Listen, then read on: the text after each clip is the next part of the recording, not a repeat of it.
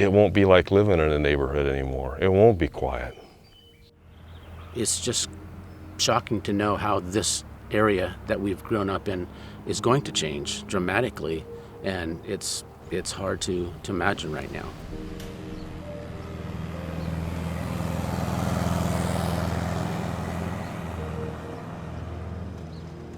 When we first moved out here, we were pretty blown away actually by just the natural beauty that was this close to the city of Portland.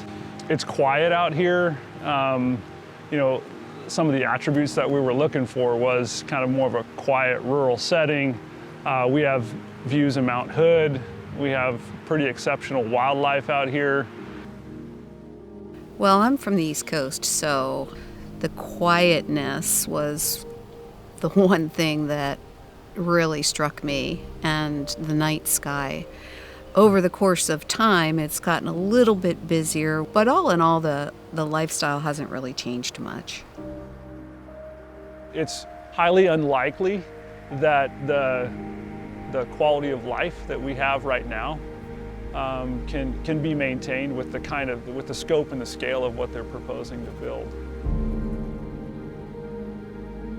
Like October of 2018, we found out that the City of Portland Water Bureau was focused on 100 acres that they own to the immediate east of us here to build a water filtration plant, and it's supposed to be 40 acres in size and process something like 160 million gallons per day.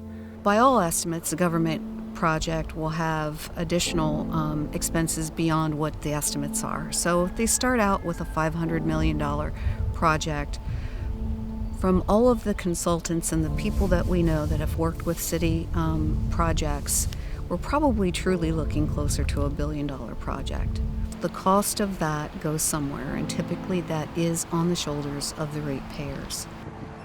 Every drop of Portland's water is going to go through this facility. So there's going to be, as one can imagine, quite a bit of security associated with that. During that construction time, they estimate roughly 105 heavy trucks a day going down Carpenter Lane to service this facility. And that's to say nothing of pickups and passenger cars and visitors and bureau people and other trips like that. Just construction trucks, 105 a day. We're greatly concerned what that's going to do to the piece of living here. Post-construction, they still estimate 50 vehicle trips a day, connecting streets, Cottrell, Dodge Park, Lusted, Bluff Road. All of those vehicle trips are going to travel those arterials. Will probably be 2 7-foot diameter water pipes leading out of the plant going towards the Portland area. So it's not just us on Carpenter Lane. The issues go all the way into town.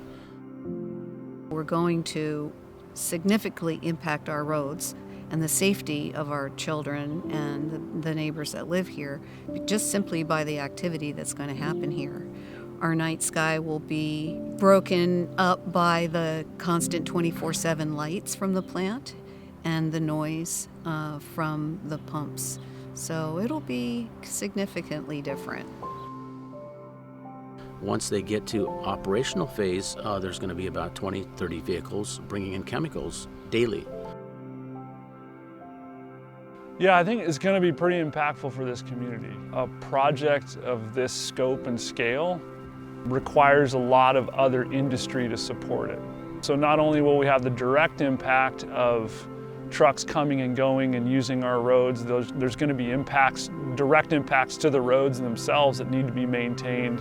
There's going to be a lot of indirect impacts though as well, as other industry has to come to support what's happening here on this property. It's a large project, so I think it's going to change our quiet agricultural community. We have a lot of wildlife out here. We have neighbors that regularly see elk, Deer and black bear and cougars.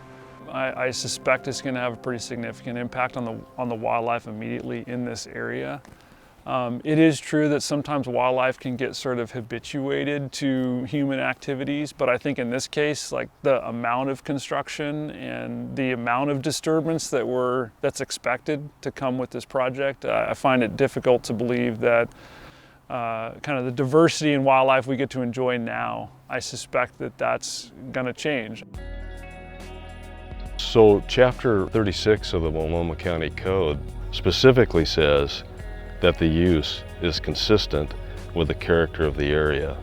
And I can't possibly see how any objective, reasonable person can say that a 40-acre water filtration plant with 105 construction trucks a day doesn't change the feel and the look of the neighborhood. And long-term, building 25-foot walls on a building in front of Mount Hood, how that doesn't change again, the nature and the character of our neighborhood. The water plant totally changes the reasons that we're here. It totally changes the nature of the neighborhood, and already folks are talking about, can they still sell their home and get a decent value and get away from the water plant? That's a big concern for us. When we first started talking with the Water Bureau about their proposed project, there were a couple of key things that we emphasized that were concerns for us.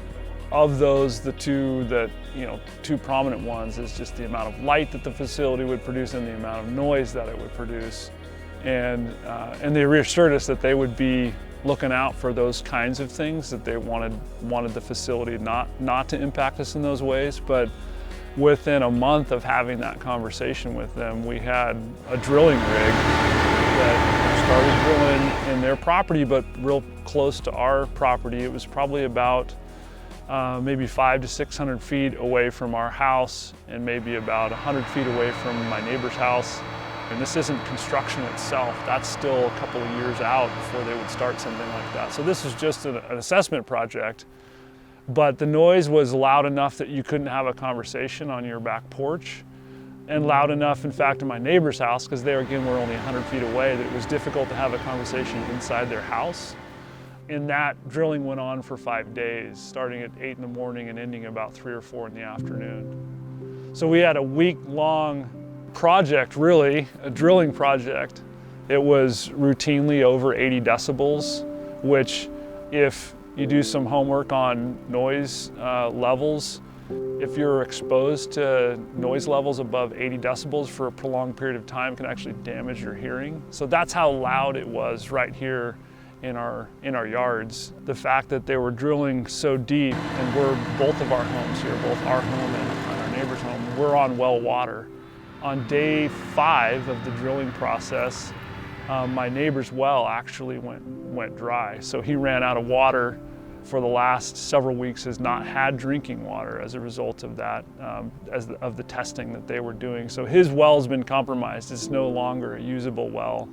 It was real evidence that even if their intentions are good, the ability for them to implement a project of this scope and scale without really having a big impact on us, we don't think that's something that they can achieve. My wife and I work in an office that's pretty stressful, and being able to come here and just enjoy the tranquility and unwind and get prepared to go back to it the next day is especially valuable to us. Nobody wants to live this close to some kind of construction that's going to be going on all the time. I don't want you to make me out of place in my own home that I moved to because it fits me.